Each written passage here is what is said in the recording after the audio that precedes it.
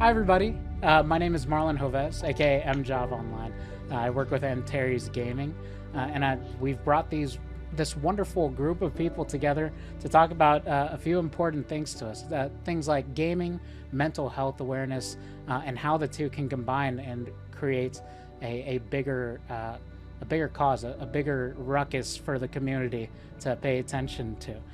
So, if you don't mind, could each of you introduce yourselves? Hi, I am Gabriella Wright. I am an actor, a mother, and also the co-founder of the Never Alone initiative of the Chopra Foundation, which is all about suicide prevention and mental well-being at our core. And our mission is to democratize access to these mental well-being tools, to create more awareness around mental hygiene, and to really reach as many people as possible. Because ultimately, I believe that a healthier, joyful world means that we can all live our highest version of ourselves. And I think at the end of the day, everyone wants that. So that's who I am. I'm Deepak, and I'm a medical doctor training in endocrinology, neuroscience, neuroendocrinology, but got distracted in the research phase of my life by what are now called the molecules of emotion. That was my research, and that's how I got interested in the connection between consciousness and biology, consciousness and mind, consciousness and the world. So although I'm a medical doctor, a lot of people think I'm a witch doctor, which is all right. And I do cast spells now and then. And think that life is a game. And unless we play it with humor, with a sense of wonder and adventure, it's a wasted life. Yeah. And the fact that so many people are depressed, especially teenagers, is that we have bamboozled them with the idea that their selfie is their self. Yes. And so we're living in a world where our self has been sacrificed for our selfies. Nobody even knows who they are. So if gaming has a future, it should be playful, wonderful, enjoyable, humorous, and it should be a play, because life is a play and we need to play it well. I'm Michael Padilla, otherwise known as TFG. I come from the gaming industry. I own an esports organization and a company where we host events. And, we're all about spreading the Never Alone message throughout our communities as well.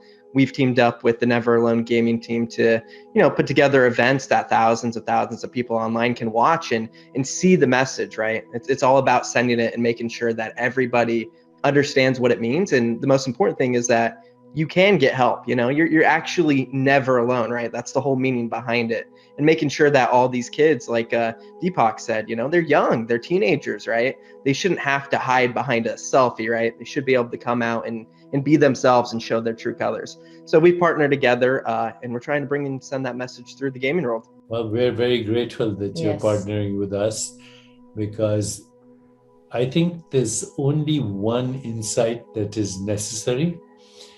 When you're disconnected with life, when you're disconnected with others, when you feel that you can't be intimate and vulnerable with others because you're not even intimate and vulnerable with yourself, then, as we embark on these games with attention, which means deep listening, affection, deep caring, appreciation, deep gratitude, acceptance, radical acceptance of who we are just as we are, all the science is showing that when there's shared vision, when there's emotional and spiritual bonding, when there's maximum diversity, and you have these four A's: attention, affection, appreciation, gratitude, and acceptance, that you give birth to a new story that didn't exist before. So right now the story is one of separation, which expresses itself as anxiety, as anger, as hostility, as guilt, as shame, and finally the depletion of energy as a result of all these misperceptions, which we call depression. Depression is the final outcome. And the cure of that is remove our identity from being separate or feeling separate than being actually inseparable from all that exists. And when we have that connectivity, and through gaming, if we can establish that connectivity where people care for each other, where life is treated as an adventure, you move from fear to love, you move from separation to unity, you move from all these pathological symptoms of anxiety, depression, guilt, shame in the direction of love and compassion and empathy and joy and equanimity and humor, and you're comfortable with paradox and ambiguity because you understand there's creativity there. So I see that gaming could be a perfect way to engage people in an adventure that takes them from separation to unity. I love that. Absolutely. Using that connection through emotionally and through the many pieces of oneself, bringing it together using gaming, making it playful, like you say, and making it a tool that's being paid attention to. You know, the way that a lot of us act, especially the younger generations, it's very exciting, it's fast, it's instant. And so by using gaming, we can make that the tool, the medium at which we spread this message and we bring ourselves and each other together. That's amazing. We're so looking forward to this partnership and the adventure. What do you say, Gabriella? Oh goodness, I'm just what I love about gaming is the world that you dive into, and it's almost the unknown. And when you're in the unknown and yet you feel safe, because you feel safe, you feel supported, you're on a mission, and then there's thousands of other people who are with you on that same mission, so you have that same vision.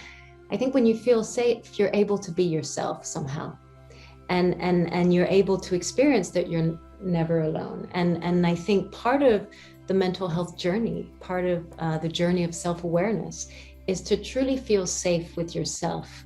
And if you can truly be yourself with the community, then that means that you're supported on that journey, on that adventure, as Deepak says, and that's the metaphor of life. We're all on this adventure. We just need to be the gamer of our lives, right? Instead of being played. Absolutely.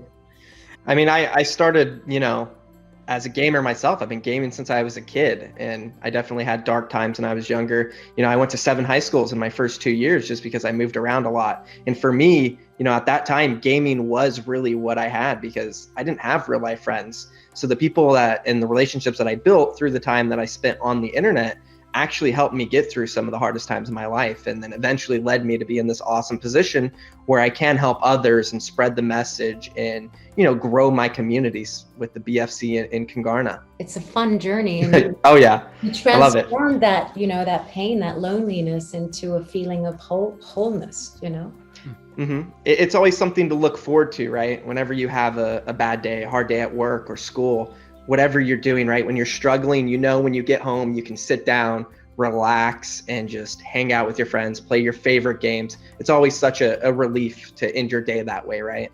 So that's what it was for me. And as I'm listening to you guys, I'm also thinking one of the biggest shortages in the world is authentic leadership. Right now, if you look at the world, national leaders, corporate leaders, they're all gangsters, honestly.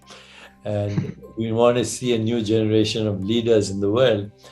We could actually train through gaming the qualities of what I call soul leadership. How do you listen carefully? How do you maximize emotional and social intelligence?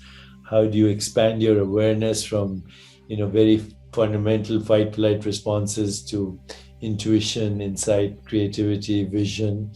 How do you harness the power of collective imagination? How do you actually make worthy goals and manifest them? How do you take responsibility for your health and well-being, both physical and mental? And also, in gaming, there are so many instances of coincidences and synchronicity, which is magical, which is part of the spiritual traditions. We call it grace, good luck, being in the right place at the right time. Gaming actually, because of the unpredictability of the outcomes, harnesses creativity as well. So to use gaming to train leaders in the future as creative visionaries would be an amazing possibility with you guys. So one question I do have, and it's for both of you, Gabriella and Deepak. With Never Alone Gaming team, how will it be different from other teams? Say, Michael is with Team Kungarna or your FaZe clan or different teams like that. What are we doing differently with the Never Alone Gaming team? What we're doing differently is, first of all, we can measure outcomes these days, just about everything. And the long term, I'd like to be able to measure the correlations between anxiety, depression, and biological inflammation. But in the beginning, I think if those who enter the gaming process all feel happier after they finish the game, that's a good enough outcome, right? I love that. Yes, It's just sadness with joy. making people happy, bringing happiness and joy. There's something all the data, by the way, all the science shows that the fastest way to happiness is to make somebody else happy. Yes. Gaming is a way where everybody's making each other happy in a way because you're playing. I run a team. We have over 50 people daily working for us doing various little projects, right? Whether it be someone who's working on graphics, they might be having a hard day. So whenever I can sit down personally and they're like, oh, wow, the boss is sitting down with me and talking and helping me, like, that's a great feeling, right? So I always love to do things like that too, to make sure people in our company are always productive and know that they're cared about here at KNG. To add on what Deepak was saying, what do we expect for Never Alone Gaming team? Well, it's really to build a tight-knit community where people feel safe mentally. And when I say that, it's really like comfortable leaning on each other's strengths, sharing what those resiliency tools are, what those strengths are, and noticing and creating that deeper listening on the platform to know when maybe one of the players is not feeling, well as well, and to creating that virtual bond that feels very, very safe and real and authentic, and to really like boost the joy, the molecules of happiness for you to carry into your daily life after the game, for you to walk out of that game and feel like, what, I heard something whilst we were online streaming and and I am now inspired to actually apply that into the relationship I have with my family, my loved ones, life, the planet, There are so many things that we need to tackle as a people to better our world and ourselves each day. And so that's why I love the idea of using that gaming. It's something that I actually read on the Chopra Foundation site one time. It might have even been, I'm paraphrasing here. It's this idea that you cannot tackle an issue properly, you cannot solve a problem properly without understanding it. So that first step is education, educating yourself and the people around you what the problem is and what we can do about it. One thing I want to bring this is a question for everybody now, right? A little bit lighter of a question, but one thing I like to define is everybody is a gamer in some way, right? From, me and my brothers and a lot of our friends, competitive gamers. We go to events all around the world and we compete. Michael here, TFG, he's the Fortnite guy. He knows competitive games, but even, my dad plays on his Nintendo Switch downstairs playing some Legend of Zelda. He's a single player guy. Even my mom on her phone playing Sudoku or everybody has their game. Before we had video games, there was even just the board games. The question that I have for you all is, how much do you game? How often, and what is your game? What is your main thing right now? I'm beginning to learn a little bit about it. And so I'm actually looking forward to learning a lot more about gaming. But here's my ultimate vision of what gaming could do. Could make what we call the game of life a much bigger adventure. And Gabriella did mention stepping into the unknown, which is the only way to experience creativity, because the known is the prison of the past. It's already happened. There's nothing in the known that's going to make you a creative person. You'll just be another algorithm with minor revisions of previous algorithms. So for me right now, the whole focus is how can I play a game where every day I find a better version of myself. So every day, in every way, I can increase my physical, mental, emotional capacity for joy, curiosity, wonder, inspiration, higher vision, and healing. That's my game. If you were to play a video game, though, I'm sure you might have heard one or two. Would you be interested in trying a game sometime? Yes, absolutely. Well, any in specific you might have heard of that interests you a little bit? I actually created a game 10 years ago, Mm-hmm. which involved movement and communication with eyes and facial movements and gestures, no speech. And people were communicating amazingly well and emotionally bonding as a result of the body language that they were learning from each other, all without having ever done that before. Gabriella, same thing. Games, how often? What do you play? What are you into? So when I was much younger, at the time of PC, PC gaming, I know gaming is still PC, but when you only had the CD-ROM possibility. Yeah.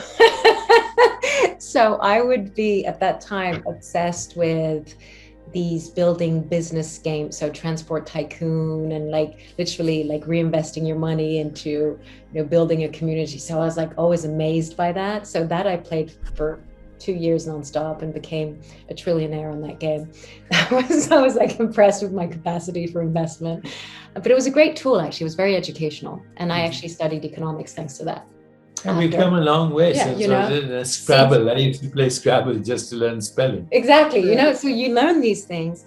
And then after that, I went for a little stint on Game Boy, the heavy, and that was all Mario Bros. I just love adventure, so adventure, diving into the different worlds, and I love that. I do want to challenge you on this one, Michael. I know your name, as the community knows you, is the Fortnite guy. I do want to hear how much you play Fortnite, but I also want to hear, when you're not playing Fortnite, what do you game? What is your... So, I actually don't play Fortnite that much, right? I'm more of a guy who talks about Fortnite, and people on my team play Fortnite, right? But for me, a big game when I was about 8, I discovered it was called RuneScape. And it's this open world game where there's endless possibilities. It is so big. You could play for 20 years and you still will not be able to complete the game, right? And it's almost like a game of life, like Deepak was talking about. It's really just going through the motions of growing and understanding people, meeting people, doing quests, adventures, right? It's so in depth. And honestly, through that game, I feel like I educated myself so much on real life through that. By the time I was, I'd say 14, I feel like I understood a lot of things that some of my peers maybe at school didn't understand, because I experienced things that, real life adults would go through, but through a video game at such a young age. So RuneScape always has a close spot in my heart for me. I feel like it helped me a lot grow and educate myself early on. But, of course I love Fortnite. It's, where I started my business and everything, and we've done great with that. But it's always going to be RuneScape for me. I haven't been able to touch it in about a year because I'm so busy. I guess the game that I do play when I have time right now is Apex Legends. Our team did win the championship, so I figured I better pick that game up a little bit. Shout out to the Kungarna team for winning the ALGS. Absolutely. Job. Only bigger things to come in the future. Is there anything else anybody wanted to say, that small snippets that you want to shoot into the world for us to use? We're very grateful for this opportunity to work with you. I'm very grateful to work with all of you as well. You're all wonderful, and your teams especially. Shout out to Ali, Ariana, and everybody who's been helping with the Never Alone Gaming team. And Kungarna, BFC, and Terry's, everybody who's been a part of all of it. The Chopra Foundation especially has been doing a large amount of, effort toward this greater cause. And as Deepak said a few times, I remember it, the goal, we're going to reach a billion people. Yes. 1 billion people. Absolutely. And I think we've already had a good start. Over the summer, we've reached millions. So I think if we continue to do so, we can completely achieve that goal. Thank you. Thank you. So exciting. I've just become a supermom officially in my son's realm. So just so you know. thanks to you guys. So, you know, Love to hear. it's official. I can now have that title in my CV. You know, looking forward to the future of what that will do for me in my life magically. Wonderful. All right. Well, I'm going to cut the recording after one thing. My friend didn't believe that I was going to meet with all these wonderful people. So wave hi to Dominic. Hi, Dominic, and your family.